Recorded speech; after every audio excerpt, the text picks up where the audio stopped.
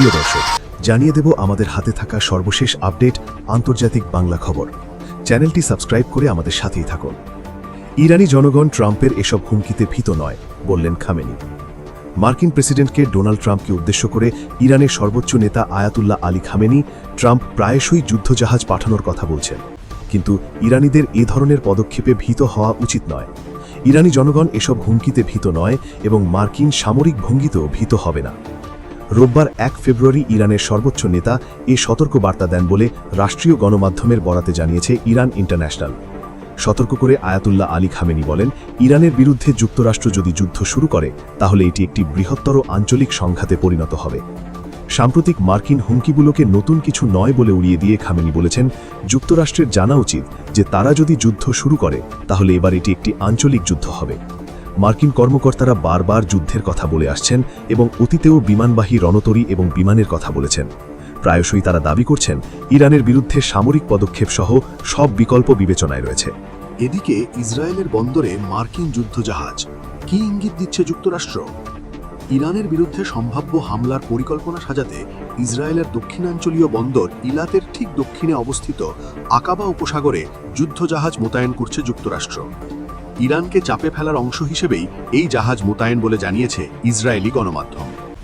শুক্রবার ইসরায়েলের ইয়নেট নিউজ জানিয়েছে, ওয়াশিংটন ও ইরানের মধ্যে উত্তেজনা বৃদ্ধি পাওয়ায় মার্কিন নৌবাহিনীর একটি অত্যাধুনিক যুদ্ধজাহাজ বন্দরে বন্দরে নোঙর করেছে।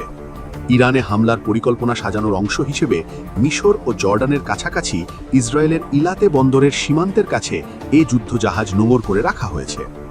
তবে এই মোতায়েন এমন এক সময়ে যখন ইরানকে ঘিরে চাপ বাড়াচ্ছে ওয়াশিংটন।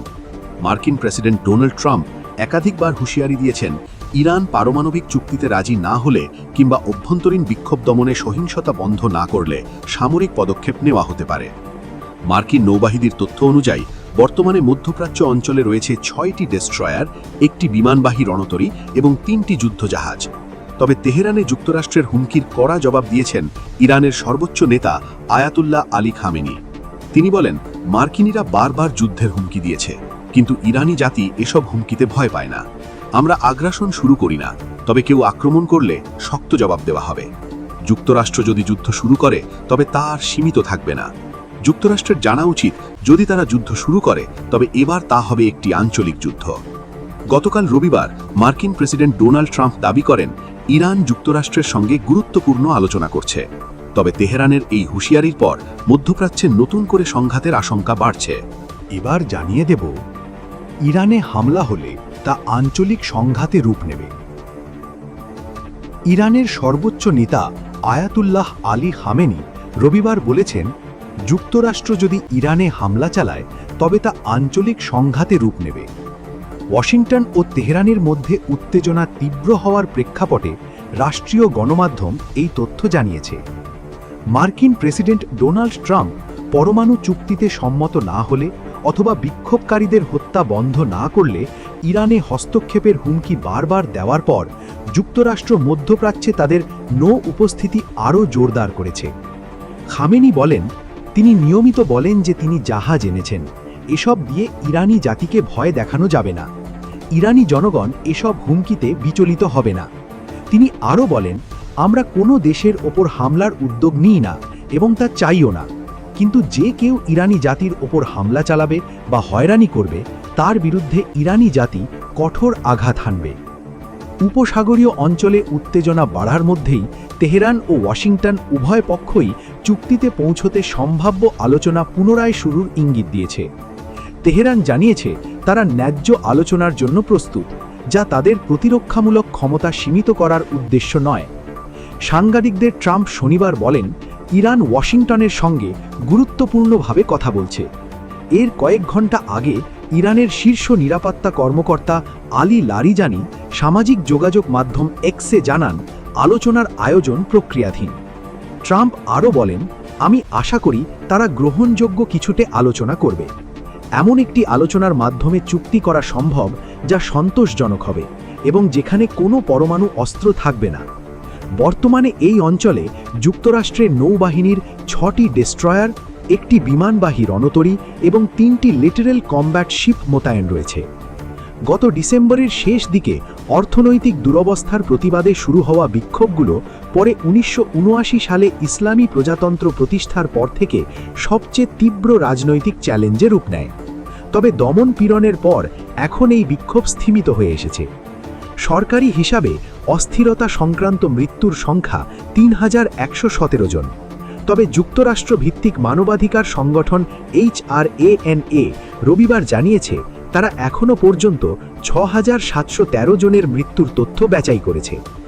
রাষ্ট্রীয় গণমাধ্যমের খবরে বলা হয়, খামেনি এই বিক্ষোভগুলোকে যুক্তরাষ্ট্র ও ইসরায়েলের সমর্থিত একটি অভ্যুত্থানের সঙ্গে তুলনা করে বলেন, এই অশান্তির লক্ষ্য ছিল দেশ পরিচালনাকারী কেন্দ্রগুলোর ওপর আঘাত হানা। সবশেষ জানিয়ে ইইউ সেনাবাহিনীকে সন্ত্রাসী গোষ্ঠী ঘোষণা ইরানের। ইউরোপীয় ইউনিয়নের বিরুদ্ধে পাল্টা পদক্ষেপ নিয়েছে ইরান। দেশটি ইইউ সেনাবাহিনীকে সন্ত্রাসী গোষ্ঠী হিসেবে তালিকাভুক্ত করেছে। সম্প্রতি ইরানের ইসলামিক রেভলিউশনারি গার্ড কর্পসকে সন্ত্রাসী সংগঠন হিসেবে তালিকাভুক্ত করে ইইউ। এর পাল্টা হিসেবে এই পদক্ষেপ নিয়েছে ইরান। রবিবার আল জাজিরার এক প্রতিবেদনে এ তথ্য জানানো হয়েছে। রবিবার ইরানের পার্লামেন্ট স্পিকার মোহাম্মদ বাগের গালিবাফ জানান, আইআরজিসিকে সন্ত্রাসী সংগঠন ঘোষণার বিরুদ্ধে প্রতিক্রিয়া জানাতে প্রণীত আইনের 7 নম্বর ধারার আওতায় এই সিদ্ধান্ত নেওয়া হয়েছে। ইউরোপীয়রা নিজেরাই নিজেদের পায়ে গুলি করেছে। যুক্তরাষ্ট্রের অন্ধ অনুসরণ করে তারা আবারও নিজেদের জনগণের স্বার্থের বিরুদ্ধে সিদ্ধান্ত নিয়েছে। গত বৃহস্পতিবার ইইউর পররাষ্ট্র নীতি বিষয়ক প্রধান কাজা কাল্লাস আইআরজিসিকে সন্ত্রাসী সংগঠন হিসেবে ঘোষণার কথা জানান। সামাজিক যোগাযোগ মাধ্যমে তিনি লেখেন, নিজের দেশের হাজার হাজার মানুষকে হত্যা করা কোনো শাসন ব্যবস্থার কর্মকাণ্ডের জবাব না দিয়ে থাকা যায় না। যুক্তরাষ্ট্র ভিত্তিক মানবাধিকার সংস্থা human rights activists news agency জানিয়েছে, গত 28শে ডিসেম্বর শুরু হওয়া দেশব্যাপী বিক্ষোভে এখনও পর্যন্ত 6713 জন নিহত হয়েছেন। শুরুতে অর্থনৈতিক দাবিতে বিক্ষোভ শুরু হলেও তা পরে সরকারের বিরুদ্ধে বড় ধরনের আন্দোলনে রূপ নেয়। তবে ইরানি কর্তৃপক্ষ জানিয়েছে, এসব বিক্ষোভে অন্তত 3117 জন নিহত হয়েছেন। এর মধ্যে 2404 জনকে নিরীহ বিক্ষোভকারী বা নিরাপত্তা বাহিনীর সদস্য হিসেবে উল্লেখ করা হয়েছে। এছাড়া গ্রেপ্তারের কোনো নির্দিষ্ট সংখ্যা জানানো হয়নি। প্রতিবেদনে বলা হয়েছে, বিক্ষোভের চরম পর্যায়ে গত 8 জানুয়ারি রাতে ইরান জুড়ে ইন্টারনেট ও মোবাইল যোগাযোগ বন্ধ করে দেওয়া হয়। 1979 ইসলামী বিপ্লবের পর প্রতিষ্ঠিত আইআরজিসি ইরানের সামরিক বাহিনীর একটি গুরুত্বপূর্ণ শাখা। এটি সরাসরি সর্বোচ্চ নেতা আয়াতুল্লাহ আলী খামেনির অধীনে পরিচালিত হয় এবং দেশটির প্রতিরক্ষা, বিদেশি অভিযান ও আঞ্চলিক প্রভাব বিস্তারে গুরুত্বপূর্ণ ভূমিকা পালন করে। এদিকে যুক্তরাষ্ট্র ও ইরানের মধ্যে উত্তেজনা ক্রমেই বাড়ছে। মার্কিন প্রেসিডেন্ট ডোনাল্ড ট্রাম্প একাধিকবার সামরিক হামলার হুমকি দিয়েছেন। জবাবে ইরান জানিয়েছে, যে কোনো আক্রমণের বিরুদ্ধে তারা সমন্বিত ও কঠোর প্রতিক্রিয়া জানাবে। এরই মধ্যে ইরান রবিবার ও সোমবার কৌশলগত হরমুজ প্রণালীতে লাইভ ফায়ার সামরিক মহড়ার পরিকল্পনা করেছে। বিশ্বের মোট তেল বাণিজ্যের প্রায় 1/5 এই প্রণালী দিয়ে পরিবাহিত হয়।